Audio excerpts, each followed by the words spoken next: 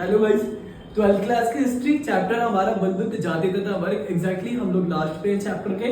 आज का जो टॉपिक है वो है बहुत इंपॉर्टेंट। कैसे? तो इस क्वेश्चन के अंदर ये बताया गया है कि क्या केवल क्षत्रिय ही राजा हुआ करते थे।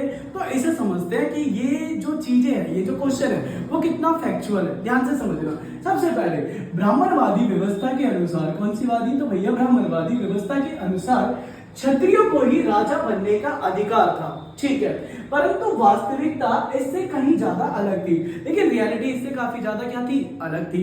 और ये जो चीजें किसकी वजह से पता चला हमें? तो भैया ब्राह्मणवादी व्यवस्था के अनुसार। उदाहरण के लिए सबसे पहले चंद्रगुप्त मौर्य। देखो समझना ध्यान से, कहानी क्या है कि बौद्ध और जैन ग्रंथों के अनुसार ऐसा माना जाता है कि चंद्रगुप्त मौर्य क्षत्रिय थे। कौन थे? क्षत्रिय। किसके अनुसार? बौद्ध और जैन ग्रंथों के अनुसार। जबकि ब्राह्मणों के अनुसार ये निम्न कुल के थे। लेकिन ब्राह्मण यूं कहते थे कि ये निम्न कुल के थे।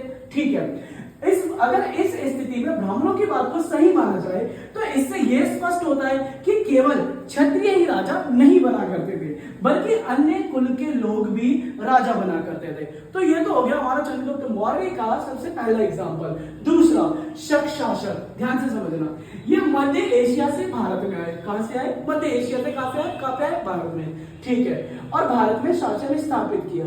इन लोगों को खाना बदोश कहा जाता था। हमें पता है खाना बदोश पर्टिकुलर वो बंदा जो खाने की तलाश में एक जगह से दूसरी जगह जाता रहता हो या घूमता रहता हो। ठीक है, शक शासक भी निम्न कुल के थे, परंतु ये भी आगे जाके राजा के पद पे आसीन हुए। ठीक है, अब है शुंग और कर्ण। ये मौर्य के उत्तराधिकारी थे। इन्हें ब्राह्मण माना जाता था और ये भी आगे जाके क्या बने?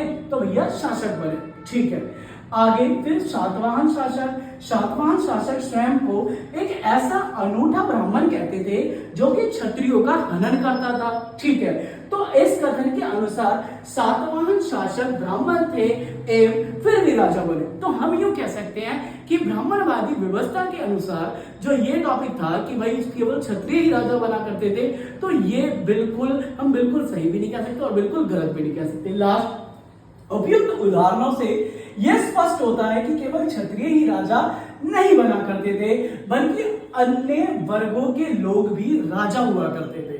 ठीक है, तो हमारा जो टॉपिक है और जो चैप्टर है वो यही खत्म होता है। आगे जो चैप्टर स्टार्ट होने वाला है हिस्ट्री क्लास के चैप्टर 4 स्टार्ट होने वाला है, जिसमें जैन और बौद्ध धर्म की बातें बताई गई है। धन्यवाद।